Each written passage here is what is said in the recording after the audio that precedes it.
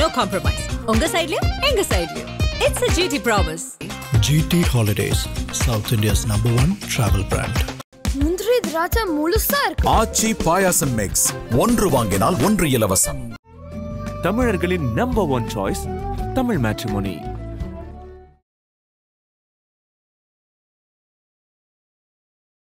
தாவேகாவுடைய சிறப்பு பொதுக்குழு நடந்திருக்கிறது. அந்த பொதுக்குழுல தொடக்கம் முதல் இறுதி வரை அட்டாக் அரசியல், குறிப்பாக ஸ்டாலின் மீதான நேரடியான தாக்குதலை தான் அவர் முன்னெடுத்தார். ஓவராலா இந்த பொதுக்குழுல இந்த விஜயோடைய பேச்சு எப்படி பாருங்க? விஜய் பேச்சு இன்றைக்கு சொல்லுவதாக இருந்தால், சூப்பர் ஸ்டார் ரஜினிகாந்த் அவர்களுடைய படத்துல ஒரு பாடல்ல ஒரு வரி வரும், சும்மா கிழி என்பதை போல போட்டு அரசாங்கத்தினுடைய அல்லது ஆளுங்கட்சியினுடைய போலி பிரச்சாரத்தை நொறுக்கி விட்டார் என்றுதான் சொல்ல வேண்டும். ஆதவ் அர்ஜுன் பேசும்போது திமுகவை நேரடியாக சொன்னார். அதுல ஒரு விஷயம் உங்களுடைய அனுபவத்திலிருந்து கேட்கணும்னு விரும்புறேன். கரூர் இன்சிடென்ட் நடந்ததுக்கு அப்புறம் எங்க தலைவர் ஓடிட்டாரு, அந்த இடத்துலயே இல்லைன்னு நீங்க சொன்னீங்க.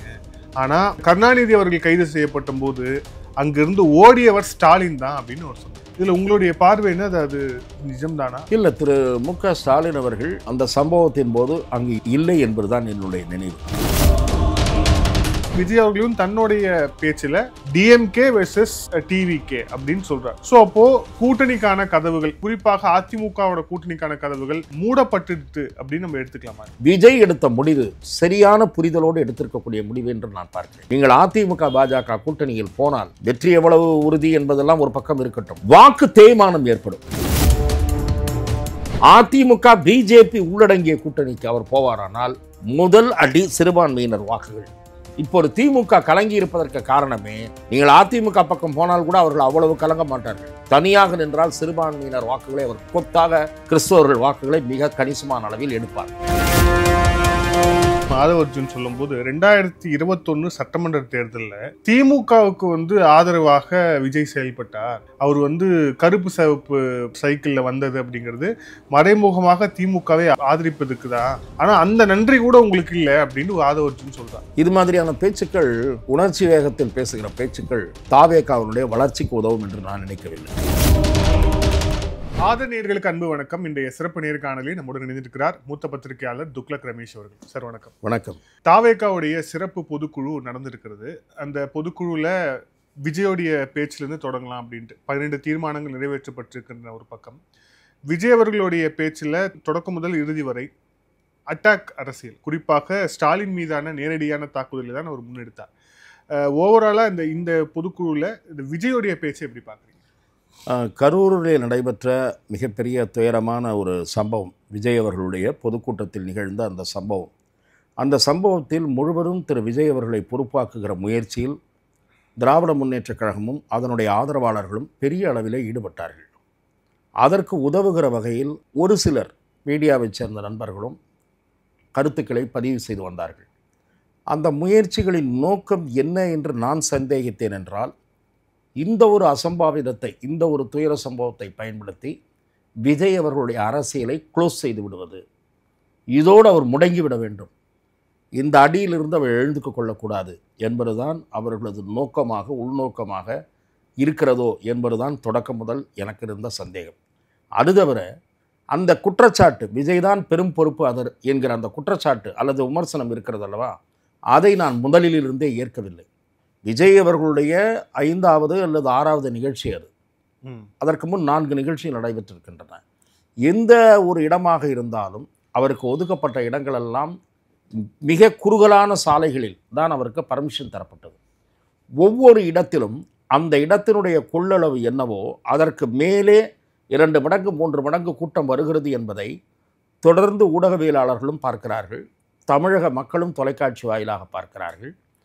காவல்துறை, இதற்கு அனுமதி கொடுக்கிற காவல்துறை, அதே போல் ஒவ்வொரு கூட்டத்திலும் திரண்ட கூட்டம் எவ்வளவு என்று கணிக்கக்கூடிய ஆற்றல் வாய்ந்த உளவுத்துறை, இவர்களெல்லாம் சரியாக கணித்து ஒவ்வொரு இடத்திலும் அதிகமாக வருகிறது. அப்படியானால் கரூரிலே இருக்கக்கூடிய இடங்களிலேயே எது பெரிய இடம் என்று பார்த்து ஒதுக்கி இருக்க வேண்டும். அப்படி ஒதுக்காமல் இந்த இடத்தை நீங்கள் ஒதுக்கினீர்கள். அது எப்படி திணறுகிற அளவுக்கு கூட்டம் திரண்டு கொண்டிருந்தது, அவர் வருவதற்கு தாமதமானது என்பதை நானும் ஏற்கவில்லை. ஆனால் அவர் வருவதற்கு முன் மிகப்பெரிய கூட்டம் சேர்ந்து விட்டது. அப்படியானால் அங்கே ஏதாவது அசம்பாவிதம் நடக்காமல் தடுப்பதற்கு காவல்துறை எல்லையிலேயே அவரை தடுத்து நிறுத்தி இருக்கலாம். நீங்கள் இன்னொரு நாள் வாருங்கள், வேறு இடம் தருகிறோம் என்று சொல்லியிருக்கலாம். அது விஜய் அவர்களை புரிந்து கன்வின்ஸ் செய்திருக்கலாம். நான் என்ன சொல்கிறேன், அதற்கு முன்பாகவே காவல்துறையைச் சேர்ந்த உயர் அதிகாரி ஒருவர் தமிழக வெற்றி கழகத்தினுடைய அந்த உயர் பொறுப்பில் இருக்கக்கூடிய திரு ஆதவ அர்ஜுனா அவர்களை வரவழைத்தோம், அல்லது அவர்களே நேரடியாக விஜய் அவர்களுடைய நேரம் கோரி சந்தித்தோம். நீங்கள் இந்த மாதிரியான வாகனத்தின் மூலம் பயணம் செய்து மக்களை சந்திப்பதால் ஏதாவது அசம்பாவிதம் ஏற்படக்கூடும், அது கூட்டம் கட்டுக்கடங்காமல் இருக்கிறது, ஆகவே நீங்கள் பொதுக்கூட்டத்தை தேர்ந்தெடுத்து பேசுங்கள், மைதானம் நீங்கள் கேளுங்கள், அதற்குரிய இடத்தை நாங்கள் ஒதுக்குகிறோம் என்று சொல்லியிருந்தால் இந்த பிரச்சனையே வந்திருக்காது. அன்றைக்கு நடந்த சில நிகழ்ச்சிகள் எல்லாமே சந்தேகத்துக்குரியவையாக இருந்தன. ஆகவே இப்போது நான் நேரடியாக இந்த விஜய் பேச்சுக்கு வந்துகிறேன். அதில் பின்னணி சொல்ல வேண்டும் என்பதற்காக நான் உங்களுக்கு சொன்னேன். விஜய் பேச்சு இன்றைக்கு சொல்லுவதாக இருந்தால், ரஜினி சூப்பர் ஸ்டார் ரஜினிகாந்த் அவர்களுடைய படத்தில் ஒரு பாடலில் ஒரு வரி வரும், சும்மா கிழி என்பதை போல போட்டு அரசாங்கத்தினுடைய அல்லது ஆளுங்கட்சியினுடைய போலி பிரச்சாரத்தை நொறுக்கி விட்டார் என்று தான் சொல்ல வேண்டும். அதுவும் தானாக செய்யாமல் மிக சாதுரியமாக அமைந்தது அவருடைய பேச்சு.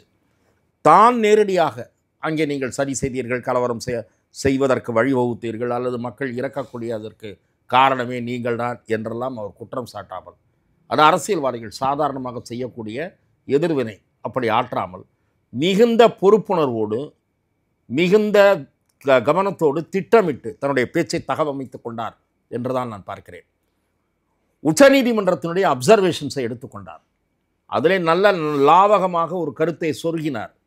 நீங்கள் திமுக கோடிக்கணக்கில் ஃபீஸ் கொடுத்து அமர்த்தினீர்களே, அந்த லாயர்கள் எல்லாம் திணறக்கூடிய அளவுக்கு உச்சநீதிமன்றத்தினுடைய அப்சர்வேஷன்ஸ் இருந்தது என்று சொன்னார். பல என்ன முயற்சிகள் எல்லாம் தோல்வியடைந்தன என்று சொன்னார். அவசரமாக ஒரு நபர் ஆணையம் அமைக்கப்பட்டது. அதில் ஒரு விஷயத்தை அவர் சேர்த்து சொல்லி இருக்க வேண்டும். நான் அதை ஏற்கனவே முதல் நாளே நான் ஒருவன் தான் பேசினேன் என்று நினைக்கிறேன், அநேகமாக அரசியல் விமர்சகர்களில். என்ன என்று சொன்னால், அருணா ஜெகதீசன் மாண்புமை நீதிபதி அவர்கள் தலைமையில் ஒரு நபர் ஆணையம் அமைக்கப்பட்டது அல்லவா, அதற்கு டேர்ம்ஸ் அண்ட் ரெஃபரன்சஸே சப்சிக்வெண்ட்டாக வெளியிட வேண்டும். டேர்ம்ஸ் அண்ட் ரெஃபரன்சஸே வெளியிடவில்லை முதல் ஒரு வாரம் 10 நாட்கள். எப்படி இப்படி ஒரு கேலி கூத்தான ஆணையம் அமைக்கப்பட்டது என்று எனக்கு தெரியவில்லை. எந்த விசாரணை ஆணையம், நானும் 45 ஆண்டுகளாக பத்திரிகை துறையில் இருக்கிறேன், பல்வேறு விசாரணை ஆணையங்கள் அமைக்கப்பட்டதை கூர்மையாக கவனித்து வருகிறேன்.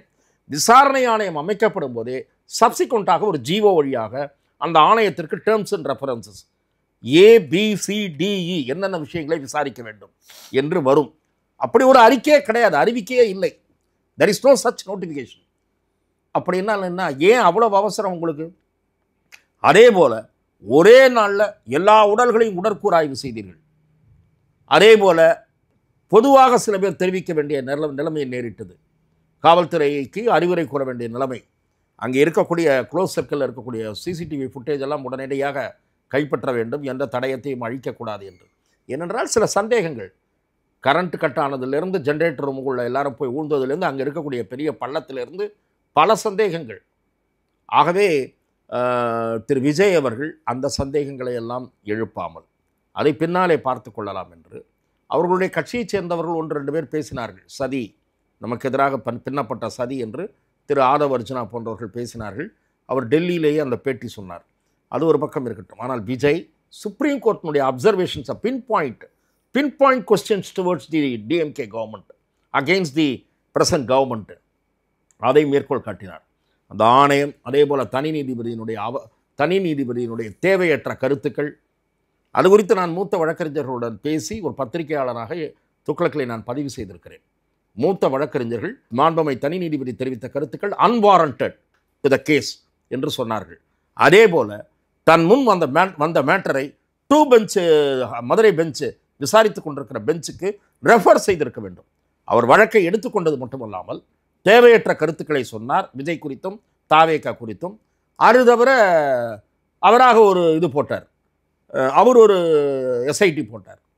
இதெல்லாம் what is the basis for these actions என்று சுப்ரீம் கோர்ட் கேட்டிருக்கிறது.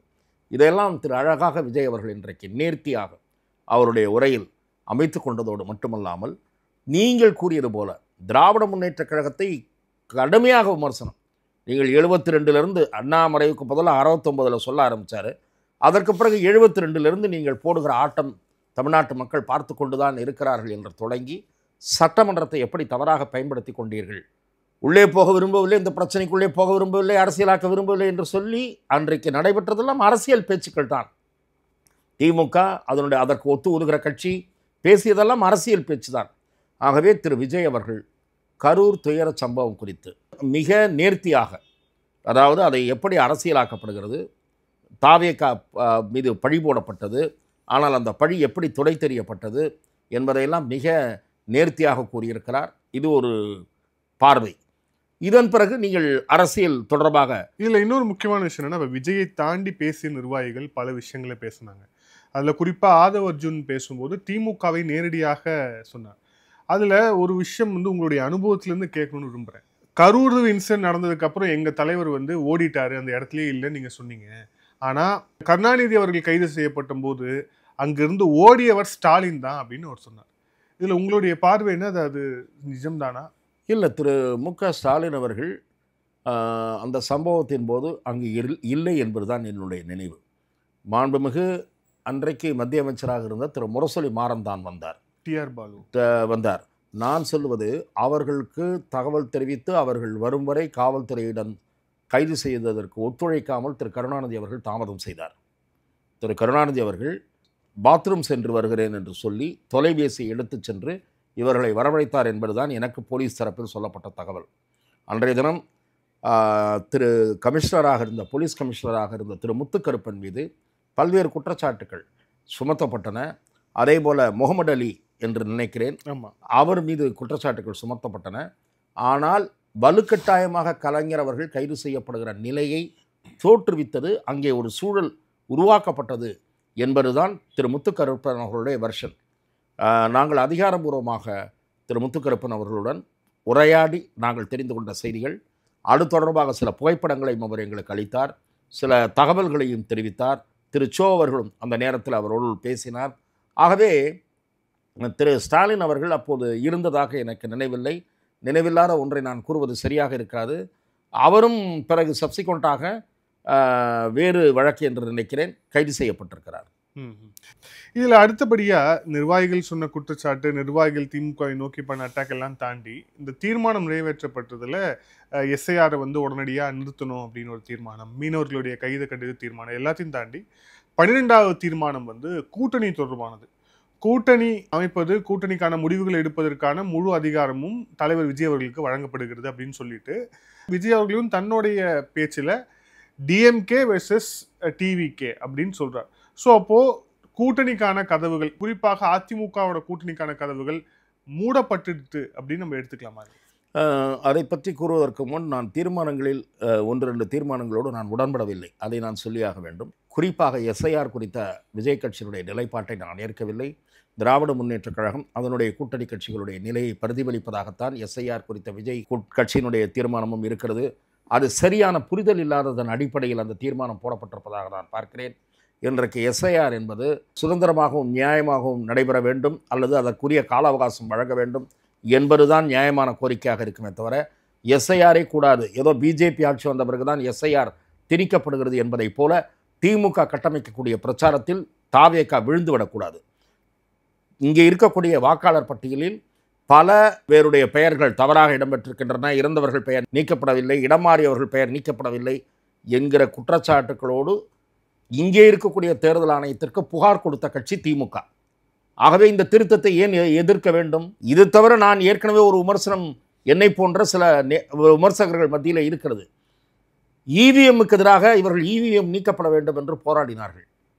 யார்? திமுக, காங்கிரஸ் போன்ற கட்சிகள் எல்லாம். இவிஎம் சேலஞ்சு செய்த, எலெக்ஷன் கமிஷன் சேலஞ்சு செய்தது, இவிஎம்மில் மோசடி செய்ய முடியுமா, நிரூபித்து காட்டுங்கள் என்று. அந்த சவாலை ஏற்றுக்கொள்ள முடியாமல் தலைதெறிக்க ஓடிய கட்சி தான் காங்கிரஸ் கட்சி. ஆகவே இவர்கள் இங்கே வாக்குச்சீட்டு முறையை கொண்டு வந்து தில்லுமுள்ளு செய்தே ஜெயித்திருக்கிறார்கள் சில முறை. ஆகவே அதையும் மீறி தான் எம்ஜிஆர் வெற்றி பெற்றார். அந்த கதைக்கு நம்ம போக வேண்டாம். நான் என்ன சொல்கிறேன், அந்த தீர்மானம் நான் ஏற்கவில்லை, எஸ்ஐஆர் குறித்த தீர்மானத்தை ஏற்கவில்லை. நீங்கள் கேட்ட கேள்வி கூட்டணி குறித்த நிலைப்பாடு, விஜய் நிலைப்பாடு. திரு விஜய் அவர்கள் தைரியமான முடிவை எடுத்திருக்கிறார் என்று நான் பார்க்கிறேன். அதன் பின்னணியில் அரசியல் கணக்குகள் இருக்கின்றன என்பதும் என்னுடைய பார்வை. அதிமுக விஜயோடு கூட்டணி வரும் என்று எதிர்பார்த்தது. திமுக கொடுக்கிற நெருக்கடியை தாங்கிக் கொள்ள முடியாமல் விஜய் தங்கள் பக்கம் வருவார் என்று திரு எடப்பாடி பழனிசாமியும் அவருடைய கட்சியினுடைய முன்னணி தலைவர்களும் நம்பிக்கொண்டிருந்தது 100% உண்மை. நான் தனிப்பட்ட முறையிலே அதிமுகவினுடைய முன்னணி தலைவர்களோடு நட்பு பாராட்டுகிறவன் என்கிற முறையிலே சொல்கிறேன். பேசுவார், எங்களிடம் வந்து விடுவார், பொறுத்திருந்து பாருங்கள். அதுவும் கரூர் நிகழ்ச்சிக்கு பிறகு தாங்கிக் கொள்ள முடியாதவரால் ஆளுங்கட்சியினுடைய ஒடுக்குமுறை அரசியலை அடுத்து அவருடைய படத்துக்கு நெருக்கடி கொடுப்பார்கள், அடுத்து அவருடைய முன்னணி தலைவர்களை பிடித்து இழுத்து விடுவார்கள் என்று பலவிதமான தியரி சொல்லி நம்பிக்கொண்டிருந்தார்கள். ஆனால் என்னை பொறுத்தவரை விஜய் எடுத்த முடிவு சரியான புரிதலோடு எடுத்திருக்கக்கூடிய முடிவு என்று நான் பார்க்கிறேன். நீங்கள் அதிமுக பாஜக கூட்டணியில் போனால் வெற்றி எவ்வளவு உறுதி என்பதெல்லாம் ஒரு பக்கம் இருக்கட்டும், வாக்கு தேய்மானம் ஏற்படும். பாரதிய ஜனதா கட்சியோடு அந்த அணி அது இருந்தாலும் சரி, அதிமுக இருந்தாலும் சரி, அதிமுகலேருந்து மைனஸ் பிஜேபின்னு வச்சுக்கிட்டா கூட சரி, ஏன் தேய்மானம் ஏற்படும் என்றால், மைனஸ் பிஜேபி என்று எடுத்துக்கொண்டால் நீங்கள் முதலில் மாற்று சக்தி என்பது அடிபடும்.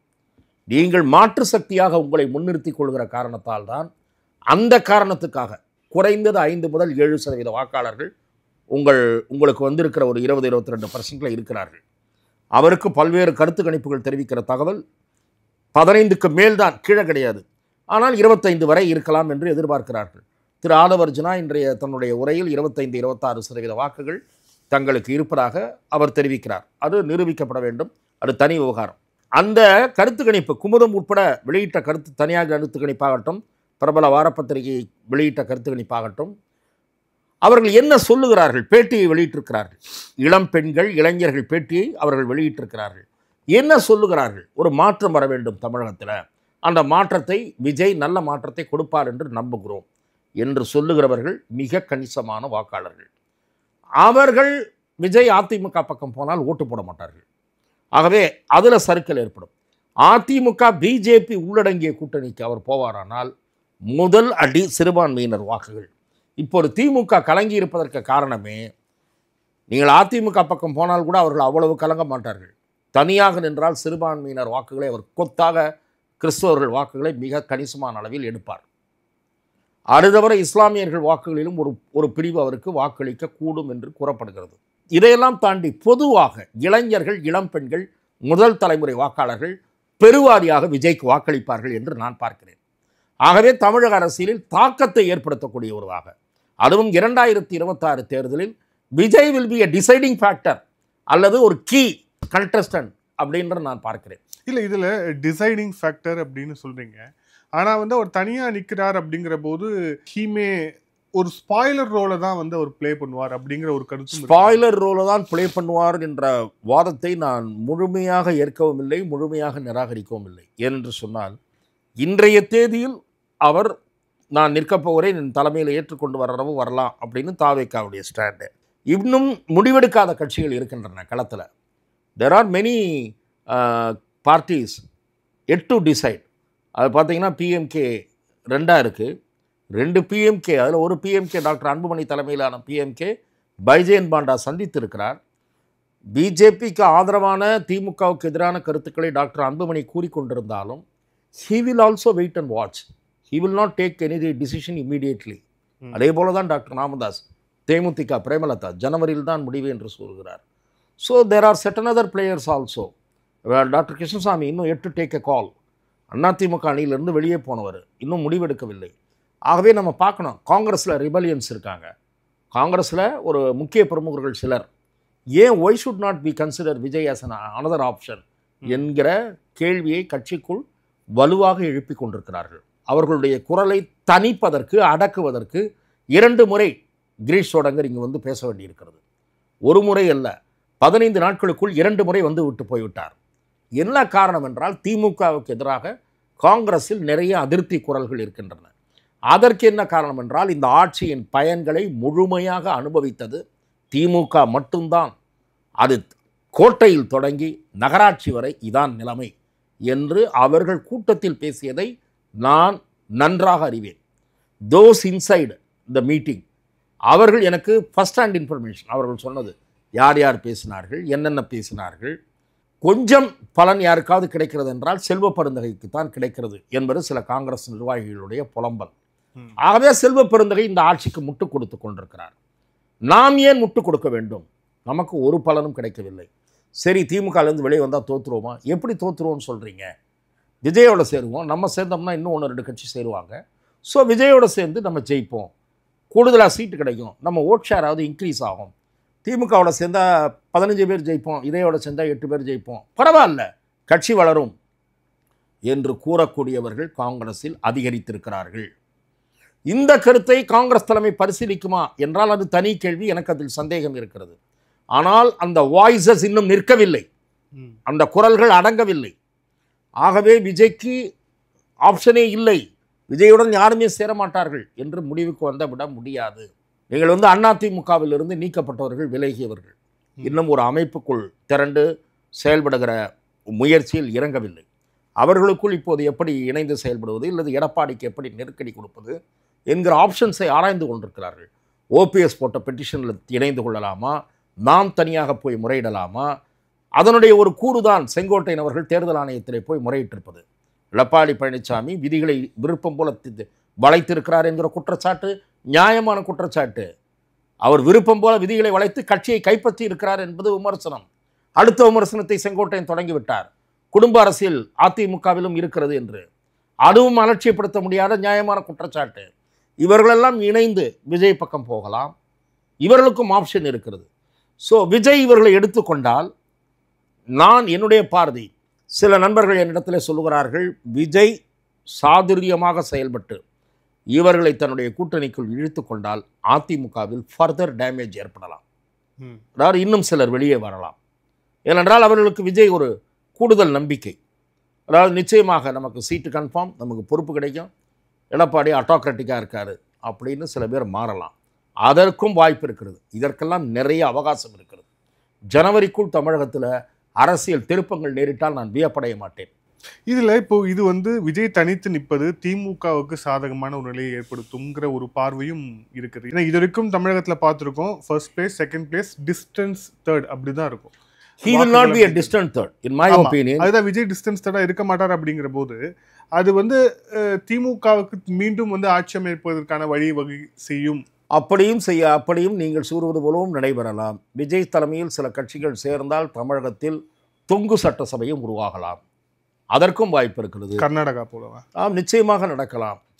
நான் சொல்லுவது விஜய் தலைமையில் சில கட்சிகள் இணைந்தால் போதும், ஒரு 5% கூடினால் போதும், அவர் வாக்குக்கு உதவுகிற கட்சிகள் சேர்ந்தால் தொங்கு சட்டசபையும் உருவாகலாம். திமுக ஆட்சி பாசிட்டிவ் ஓட்டு கிடையாது, இந்த ஆட்சிக்கு பாசிட்டிவ் ஓட்டு கிடையாது, நெகட்டிவ் அம்சங்கள் நிறைய இருக்கின்றன. அந்த நெகட்டிவ் அம்சங்களை கன்சாலிடேட் செய்வதற்கு நீங்கள் சொல்லுவது போல எதிர் கூட்டணி தான் உருவாக வேண்டும் என்கிற அவசியம் இல்லை. விஜய் நம்பிக்கையூட்டக்கூடிய வகையில் வெற்றி பெறுவார் அவரது தலைமையில் அமைகிற அணி என்ற நம்பிக்கை உருவாகிவிட்டால் even ADMK may go to third place. I cannot be surprised about it. யார் சேரப்போகிறார்கள் என்பது தான் முக்கியம். நான் சொன்னது போல் விஜய் காங்கிரஸ் அலையன்ஸ்னு வந்துருச்சுன்னு வச்சுங்க, அதில் மேலே ஒன்று ரெண்டு பார்ட்டி சேராமல் இருக்க மாட்டாங்க. இது ஒரு நல்ல அலையன்ஸாக இருக்குன்ற திங்கிங் வரும். ஈவன் அன்புமணிக்கு வரலாம், இல்லை ராம்தாஸ்க்கு வரலாம், யாரு கூட வரலாம். வந்ததுன்னா என்ன ஆகும்? வந்ததுன்னா ஏடிஎம்கே மே புஷ் டு தேர்ட் பிளேஸ், அதுவும் நடைபெறலாம். ஏன்னா இது ஒரு ஸ்ட்ராங் அலையன்ஸ் மாதிரி தெரியுது பிஜேபி ஏடிஎம்கே அலையன்ஸை விட என்கிற எண்ணமும் உருவாகலாம். ஆகவே we have to wait and see. ஜனவரியில் தான் ஒரு இது குறித்த, ஆனால் அதற்கிடையில் சில அரசியல் நகர்வுகள் நடைபெறும் என்று எதிர்பார்க்கப்படுகிறது. பாரதிய ஜனதா கட்சி பீகார் தேர்தல் முடிந்த பிறகு டிசம்பர் முதல் வாரத்திற்கு பிறகு தமிழகத்தின் பக்கம் தங்கள் பார்வையை திருப்பும் என்கிறார்கள். அவர்களுடைய முயற்சி பலனளிக்குமா என்பதும் பார்க்க வேண்டும். பாரதிய ஜனதா கேட்கிறது என்பதற்காகவே ராம்தாஸ் டிசம்பரிலேயே முடிவெடுத்து விடுவார் என்று நான் நினைக்கவில்லை. அவரும் அரசியல் தெரிந்தவர் தான், அனுபவஸ்தர் தான். இப்போது வரை சமாதான உடன்படிக்கை ஏற்படாமல் இருப்பதற்கு காரணமே டாக்டர் அன்புமணி ராமதாஸ் அவர்கள் தன்னுடைய தலைமையை ஏற்றுக்கொள்ள வேண்டும், அப்போதுதான் இணைப்பு என்பதில் மிக உறுதியாக டாக்டர் இருப்பதாக நான் அவருடன் நெருக்கமாக தினசரி பேசுகிற நண்பர்கள் மூலம் அறிகிறேன்.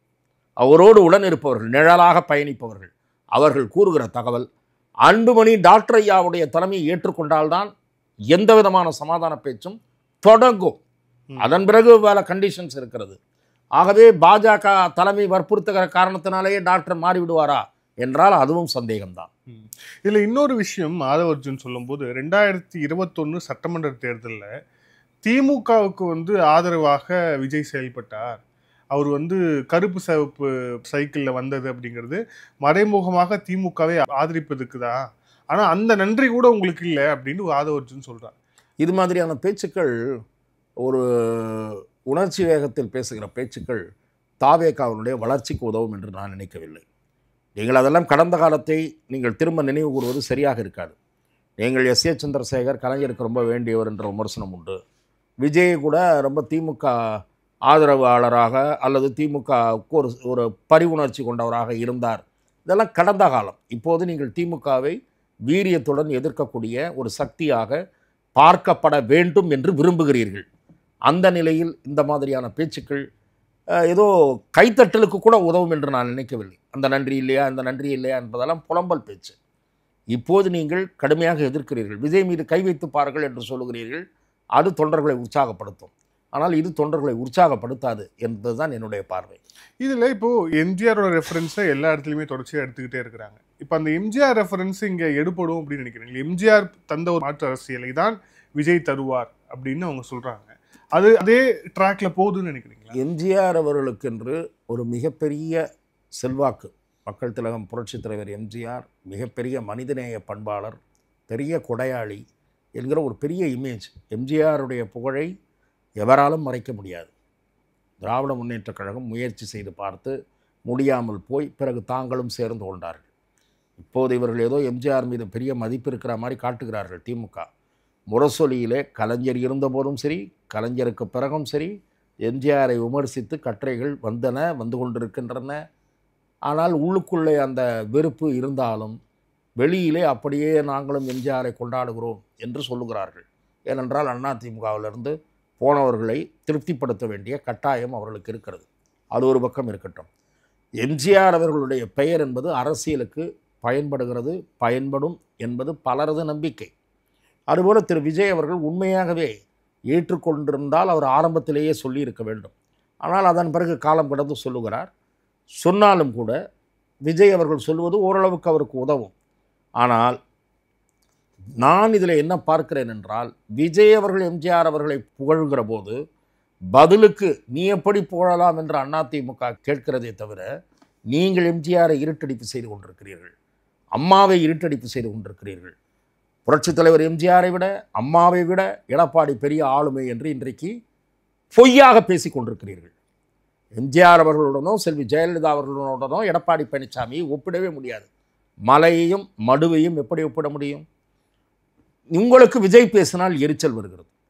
இப்படி நீங்கள் பேச பேச விஜய் எம்ஜிஆர் புகழை பாட வேண்டும், தொடர்ந்து எம்ஜிஆரை பேச வேண்டும். அதன் மூலம் அதிமுகவில் இருப்பவர்களின் பார்வை அவர் பக்கம் திரும்பக்கூடிய வாய்ப்பும் விரும்பும். அதிமுக ஆதரவு வாக்காளர்கள் பார்வையும் திரும்பும். அது நிச்சயம் வரும். உடனடியாக வராவிட்டாலும் ஒரு கட்டத்தில் அது வரும். இந்த நேர்காணல் இறுதியான கேள்வி, அதிமுகவுடைய பொதுச் செயலர் எடப்பாடி பழனிசாமி அவர்கள் இதுக்கு முன்னாடி நடந்த ஒரு பிரச்சார கூட்டத்தில் பேசும்போது தாவேகாவோட கொடியை பார்த்துட்டு கூட்டணிக்கான பிள்ளையார் சொல்லி போடப்பட்டு விட்டது அப்படின்ட்டு வெளிப்படையாகவே பேசணும் அப்படிங்கிறத பார்க்குறோம். இப்போ விஜய் வந்து தனித்து தான் போட்டி அப்படின்னு அறிவித்தது வந்து அவருக்கு பேக் ஃபயர் நம்ம புரிஞ்சுக்கலாமா? அதாவது அவருக்கு ஒரு செட்பேக் என்று நீங்கள் சொல்லுகிறீர்கள். நிச்சயமாக செட்பேக் தான். அதாவது அவர் அந்த கொடியை பார்த்து விட்டு அசடு வழிந்து பிள்ளையார் சொல்லி போட்டு விட்டார்கள் என்று சொல்லி பிறகு அதை சமாளிப்பதற்கு என்னங்க காட்டினா அதுக்கு ஒரு உற்சாகப்படுத்துகிற மாதிரி சொன்ன வார்த்தை தான்னு ஒரு விளக்கத்தை எல்லாம் கொடுத்தாரு. என்னை பொறுத்தவரை அதிமுக எடப்பாடி பழனிசாமியை விடுங்கள், அவர் தானே வெற்றி பெற்றலாம்னு ஒரு கற்பனையில் இருக்கார். அதிமுகவினுடைய முன்னணி தலைவர்கள் நிச்சயமாக ஏமாற்றம் அடைந்திருப்பார்கள். அவர்களுக்கு ஒரு நம்பிக்கை இருந்தது, எப்படியாவது விஜய் வந்துட மாட்டாரா, வந்தால் அவரை வச்சு ஜெயிச்சிடலாம், ஆட்சியில் பங்குன்றது கூட நியாயமாக கொடுத்துடலாம் என்றெல்லாம் என்னிடமே 1-2 முன்னணி தலைவர்கள் சொன்னார்கள். ஆட்சியில் பங்கு கேட்டால் கொடுத்துடலாம். ஆனால் அவர் திரு விஜய் அப்படின்னு நிலையில் இல்லை. சம அளவில் முதலமைச்சர்ன்றதெல்லாம் அவர் தான்றாரு. ஒருவேளை கூட்டணிக்கு வந்திருந்தால்னா கூட முதலமைச்சர்ன்றதை பத்திரிகையில் எழுதின வதந்தி தான். நான் அதை நம்ப தயாராக இல்லை.